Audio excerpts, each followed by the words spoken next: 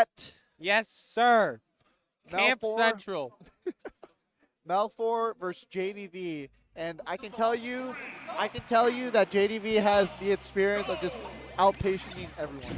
Yeah. JDV is a very, very patient player. Like, no matter how you look at it, he is extremely good at utilizing this character's tools to just play his game. You are playing the game at JDV's pace. You cannot play at your own pace unless you're also playing a character like Pac-Man. And while Banjo is capable of doing that, I don't think he's as capable as Pac-Man. Yeah, 100%. But as we've seen, you know, Banjo has some hidden potential that we haven't quite seen. You know, a lot of hidden tech, a lot of just really hard to execute tech, really good pressure, especially with the burrito blaster. That's going to do work. But I didn't see MELFOR use much of it in the set against Herman, so this might be a bit tougher for him to deal with. Yeah, for sure. Either way, that bell is going to cancel out the Wonder Wing before it even comes out. But, oh, that's another one. That's a good Banjo. Yep. I love, like, these are things that, like, really good players do, but he knew he couldn't get a kill option off of it, so he didn't try to get a smash attack. He just regrabbed the bell with the up air and like, all right, time to try to get a kill off another interaction. Phenomenal. All right, and this is where it's going to get tough, you know. Pac-Man can just kind of camp behind that hydrant. It's going to be up to MELFOR to find a way past it without taking too much damage on his second stock while JDV is sitting on his first stock still. Yeah, absolutely. But it's a very fragile stock. 104 at this point. Wonder Wing would absolutely do it, but if you miss, then you pay the price. Down to one stock now is MELFOR. It is not looking good for Idaho's hero right now. Yeah, not going to be like the set with Nerman. You know, there are a lot of whiff punishes on Wonder Wing's out of there. That was looking like a tough spot to be in. That was a really nice usage of Wonder Wing too. Like, absolutely well done. But as it stands here, you're going to need to find a kill that's not using Wonder Wing. You want to conserve those options, but I mean, it works. Sometimes you gotta steal out the stock. Sometimes it works. You gotta throw it out. I mean, I just said that because it's your most consistent kill option. No, like I would imagine you'd want to hold on to that a little bit more. But if it kills, it kills. Good down smash. That second down smash. I'm surprised he's not. Why are you Wonder Winging? Ooh, he's only got 2 left in the tank, man, and it's gonna be. Why? It's gonna be tough. Tough to actually win this game if you don't have those. Yeah, it's gonna be very difficult at this point. But like, yeah, you're dead. You're dead. Goodbye. That is a little unfortunate. He does manage to find the one stock, and he genuinely did look like he was keeping up with the neutral in that first stock. But in the end, MELFOR just unable to hold on to like the momentum. And yeah, no, it's a player of this caliber. You cannot afford to just whiff and burn your options. It's just you will die for it. You will die for it. Like we saw with the Wonder Wings. I think twice he got punished for whiffing those. So it's just you have to be really conscientious of, you know, is this really an option that's going to hit? Is this something I can afford to lose, especially something like Wonderland, you know? Yeah, for it's sure. just it's a very different game when you're playing against a player like JDV. Yeah, absolutely. When you're playing a character like Banjo, you have like all of the things that I've mentioned previously. You have the stage control options. You have like basic Super Smash Bros. Ultimate fundamentals. But you also have to worry about resource management. Absolutely. And if you've ever played a game like, I don't know, StarCraft or something like that, you know how important resource management is. Yeah, just losing, especially when they're very strong resources, you know? And you can't afford to burn. Again, the Wonder Wing on shield. This time, Jamie got the parry, so he had extra time to hit that F smash, but MELFOR still has a chance here. Hasn't lost his stock quite yet. Well, but now he has.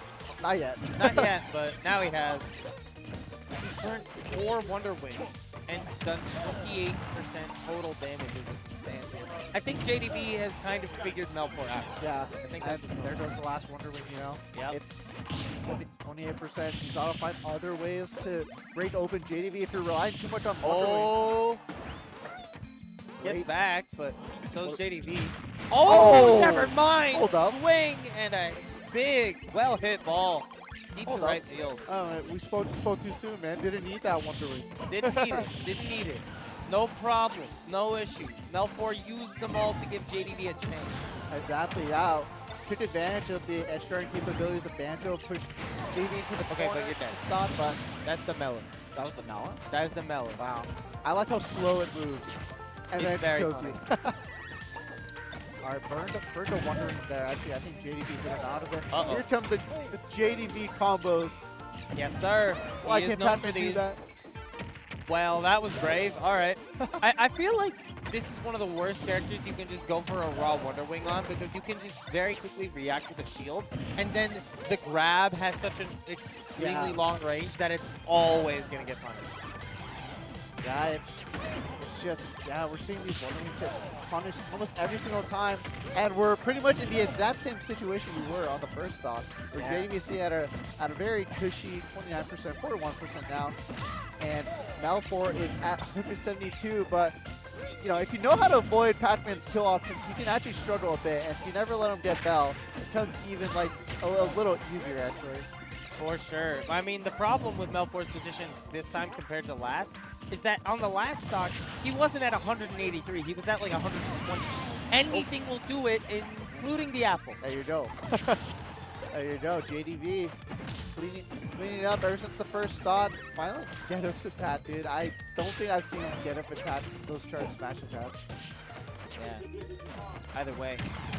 Oh, there we go. That's a good use of the Wonder Wing to just punish the landing and use the Hydrant as well. That's one of the cool things about Pac-Man, right? Like, the Hydrant is one of the most interesting tools for stage control in this entire game. People will say this character's lame, and then I'll be like, you just don't know ball. He has a lot of interesting things, that's for sure, to just control the stage. The interaction with Hydrant. I don't know if you heard of the JDV cannon. Maybe you guys will see that later today, but you're for a treat if you didn't see that. Absolutely you are. But that's gonna do it. 2-0. What just JDV. happened? I'm not sure. I think he got up into the Hydrant. I don't know. I don't even know what killed there. I think it was the Hydrant? I think so. Maybe? Yeah, that was not sure either way. that was a little rough. A little rough. A but little unfortunate, but we go next for sure. when his MELFOR. I will say when his game plan was working, it was working very well. Yeah, It was absolutely. working I very think well, but- MELFOR knew, like, it seemed like he knew how to play the matchup, right? Yeah, Things like the Wonder Wing on the Hydrant at the end can, like, attest that at the very least he has a little bit of experience, like, fighting the character. But when you're playing up against a player of the caliber of JDV, it's going to be very You difficult. just can't afford to make mistakes. Your mistakes against better players just get exposed like 100 times more than any other player. Absolutely. Plays that you thought were good against some players, you die for them against Right, like, really good players. It's one of the. Did you hear that? What? Did you hear that? Yeah. Something just like run. Yeah. I don't know what it is. Windows noises. But no, like that's a beautiful thing about FGCs. You know, Mhm. there's just as you learn about the game, as you improve, you just realize like there's things you have to be efficient with. You can't make those mistakes. Otherwise, players of a higher caliber, they're just gonna eat you right up for it. They're gonna destroy you. Yes, sir. Absolutely. And I mean that learning process, you know, like continually getting better, realizing what you're doing wrong and how you can improve it. That's like the magic of fighting games, because it's like